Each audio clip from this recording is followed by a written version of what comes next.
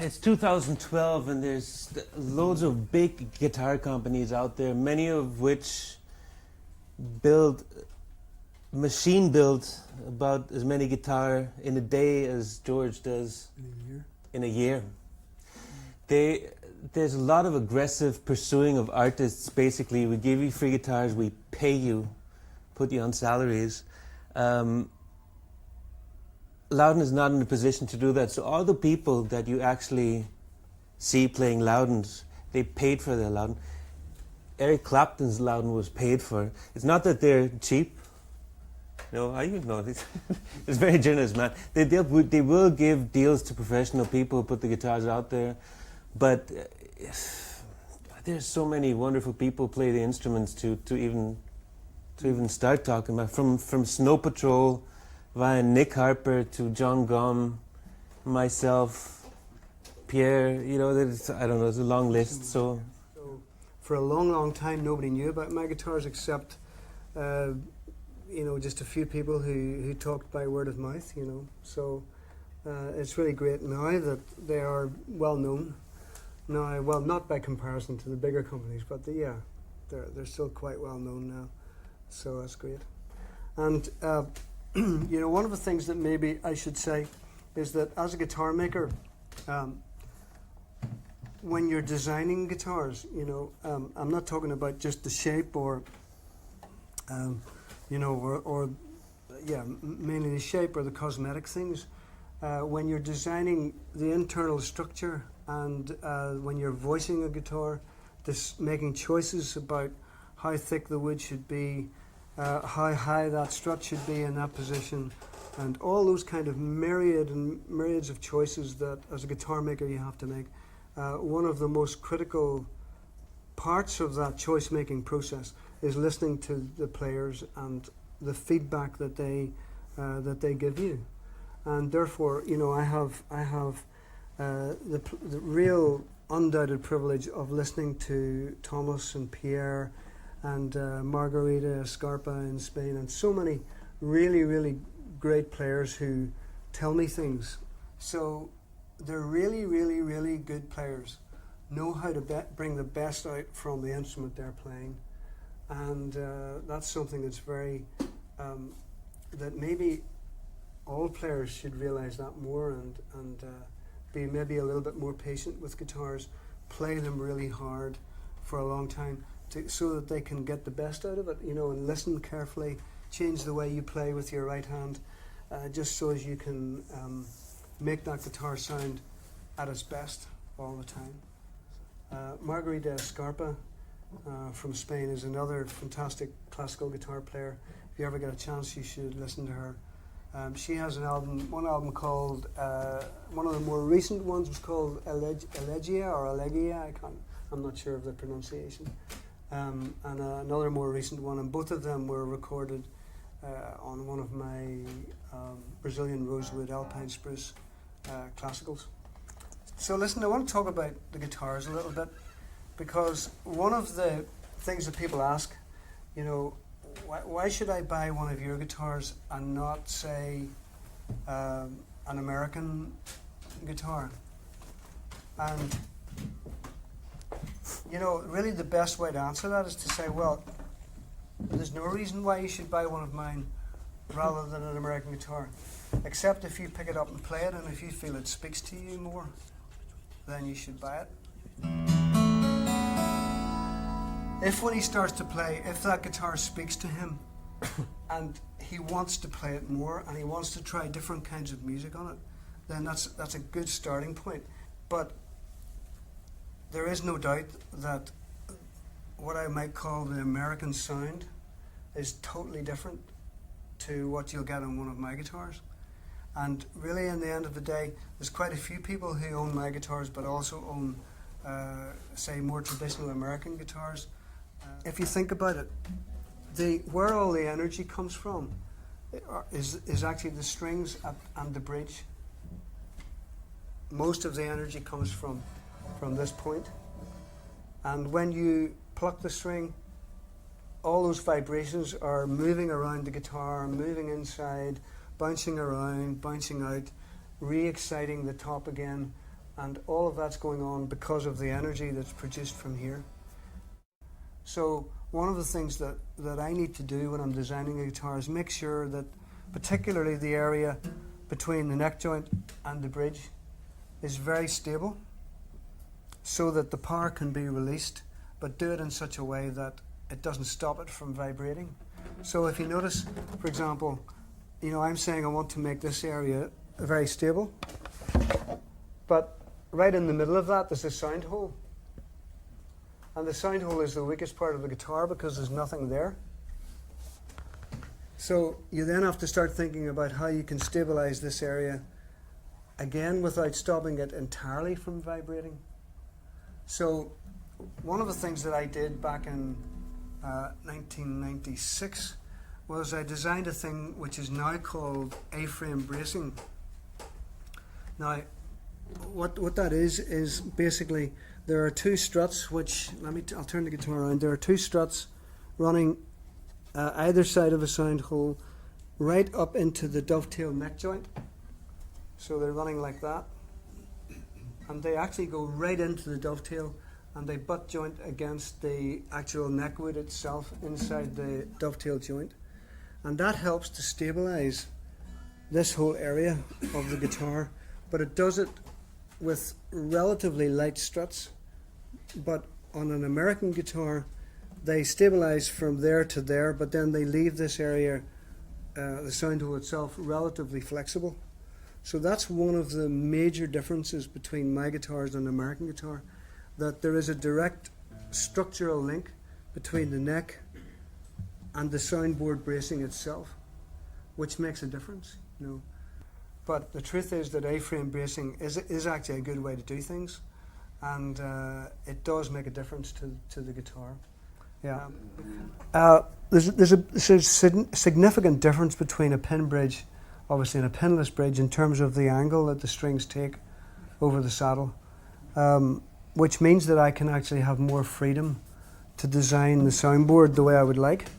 So if this angle here, this rake angle, was more steep, the way it is with pin bridges, I would have to change the design of the soundboard, make the soundboard a little bit stiffer around the bridge than I otherwise would have to with this design. It looks pretty with no. Yeah. Well, it helps if they look good, as well, for sure. But it also changes the sound. All of these things change the sound.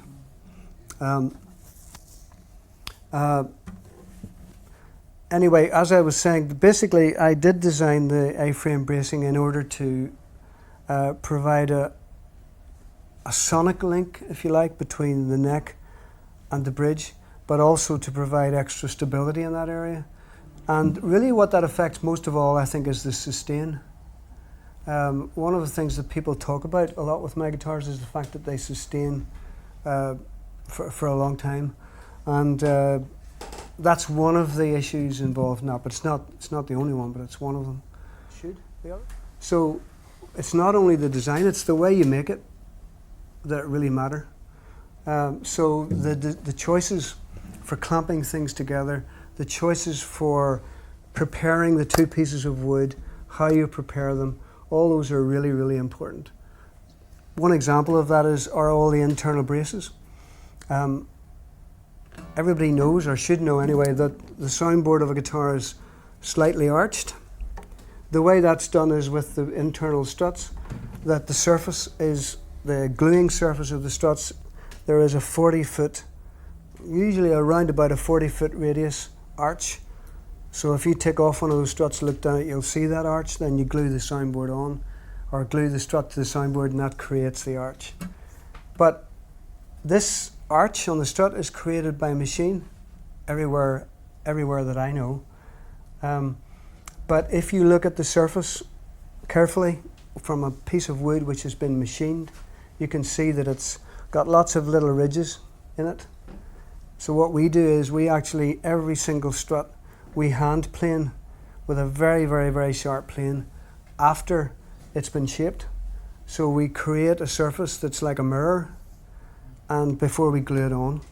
So that's just a small thing, but if you've got 100 small things like that, then collectively you might get 10% of difference in sound, and 10% edge is a lot, you know, to a player.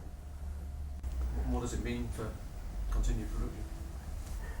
Well, I don't think we're at the critical stage yet. We're not at the stage where we can't make the guitars that we want to make.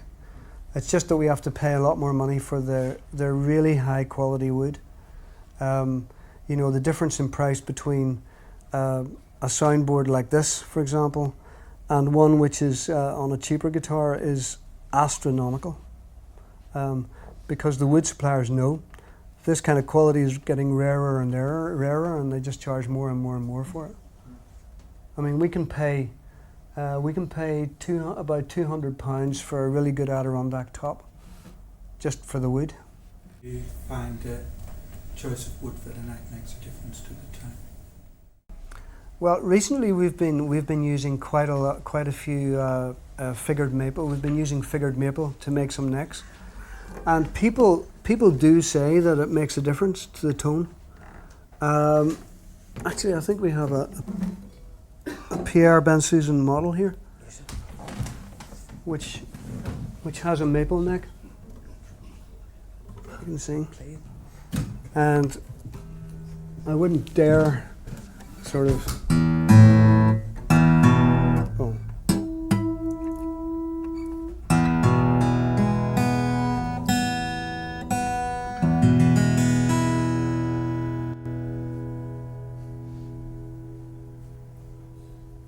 Still going, I can just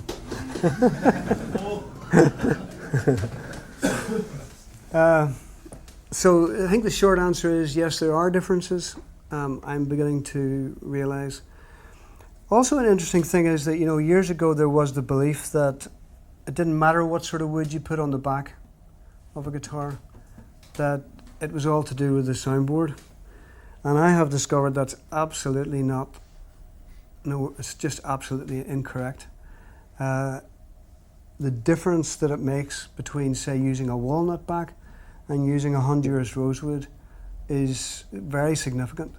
Or any other wood, they all have their own individual tone, and which is maybe a good thing for us in the sense that somebody who already has an Indian rosewood Lowden, he might want to buy a Koa Lowden or a Honduras rosewood Lowden because of the difference in tonal response. Yeah. So, yeah, not only the neck but the back and sides, and the soundboard, perhaps even more. Yeah.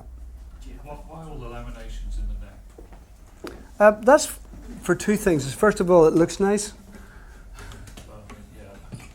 And second of all, it's stability. Back of the head here, this curve here, a lot of people comment on that, you know, how nice it is. That's also an accident. Where I dropped the guitar at one point and made a dent in it, and I had to find some way of dealing with it. So I curved it off, and I thought, oh, that looks nice, and did it again. I mean, I'm in the process of developing a team build way of doing things, so that one person doesn't just do one job or one set of jobs, but that small teams work together, taking guitars through from start to finish. It's a slower way to do things, but it's more satisfying. And ultimately, therefore, the guitars. I mean, happy people make happy guitars, you know, and really, that's what I'm trying to do in the workshops.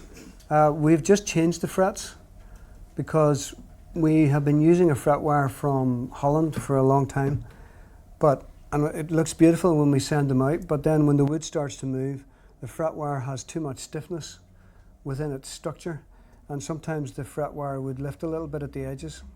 So we've changed that now, and we're using a fret wire made in Japan. And it's very, very, very accurate. For the first time in our lives, we've been able to put frets in and not touch them, and they're fine. Is that ever a consideration? Yeah. To bring it in smaller? Or? Yeah, we have three, essentially three widths. The guitars that you would play here are probably all our standard width, which is 45 millimeters at the nut, 57 at the 14th fret. We also have 43.5 to 56, which is just a little bit narrower, more like a traditional American width, if you like. And then we have also 45 to 60, which is this one, the fingerstyle, what we call the fingerstyle width. So it's wider for the right hand, and a lot of people find that very comfortable, even though it's slightly wider, because we've changed the actual profile of the neck to compensate for the width. You know. What about scale length? Sorry. Scale length. Scale length. Yeah, we do for the S model. I changed the scale length to 630 millimeters from 650. Did that about 5 years ago. Other than that, we use 650. And then, of course, there's the variable scale length, the fan fret, because I don't want my guitars to be made by assembly workers. I want them to be made by real skilled people who love working with wood. And I think that will come out in the guitars. You know, there will be a certain magic in the guitars, hopefully, that comes from that, you know. Every acoustic guitar, if it's made properly, needs to be played in. If a guitar doesn't need to be played in, it's an indication that it's too light. It's an indication that it's been built to sound fantastic when you first play it. The truth is, the guitar should sound slightly tight when you first play it. And then you will find after 3 months, 6 months, that it'll start to open up quite a bit. So always for a guitar maker, what's going on in his mind is, how can I make this guitar be more responsive? But how can I make sure that while I'm doing that the guitar is still here, still playing beautifully in 15, 20, 25 years' time?